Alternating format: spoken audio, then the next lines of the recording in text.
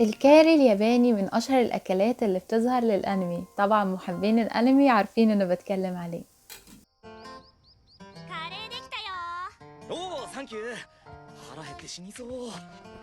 いただき。 النهارده هنعمل الوصفة اللي ظهرت دلوقتي. يلا بينا نبدأ الفيديو. اتمنى ان انتوا تشتركوا في القناة علشان نكون عيلة كبيرة، وكمان ما تنسوش تدوسوا علامة الجرس.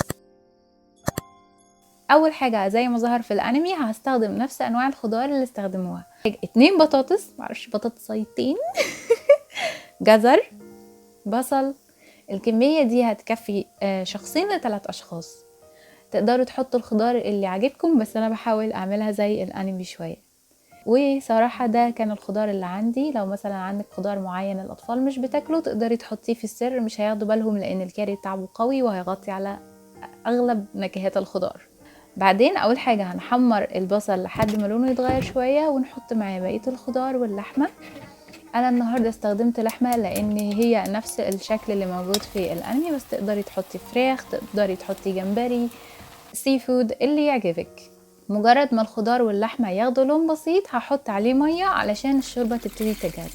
مش هتحتاجي اي بهارات لان الكاري كله بهارات اصلا، ولا حتى هتحطي ملح لانه طعمه مالح لوحده. اول ما بيظهر اللي على الشوربه ده انا بسميه الفوم، مش عارفه ده بالظبط ايه، بس هو مش كويس، المفروض نشيله عشان تبقى ريحه الشوربه حلوه. لحد ما اللون يبقى شفاف كده، ومجرد ما كل حاجه تبتدي تدخل في السواء تدوسي عليها بشوكه كده تلاقيها استوت. هنحط مكعبات الكاري. مكعبات الكاري الاماكن المتوفره فيها في مصر هتلاقوها في اول كومنت مثبت على القناه. وهبدا اقلب واهدي النار. لازم النار تهدى علشان الكاري يبقى يفك خالص وما يبقاش فيه كتل، لحد ما الكاري يبدا يبقى سميك كده.